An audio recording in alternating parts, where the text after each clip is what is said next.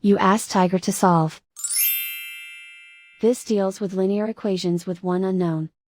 The final result is n equals -10/3. Let's solve it step by step. Simplify the expression. Find the greatest common factor of the numerator and denominator. Factor out and cancel the greatest common factor.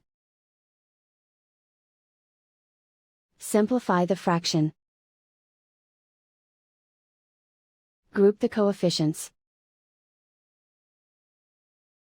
Find the lowest common denominator. Multiply the denominators. Multiply the numerators. Combine the fractions. Combine the numerators.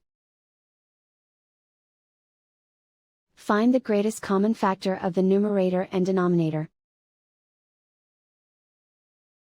Factor out and cancel the greatest common factor. Swap sides. Isolate the n. Multiply both sides by inverse fraction 10/-1. Group like terms. Multiply the coefficients. Simplify the arithmetic.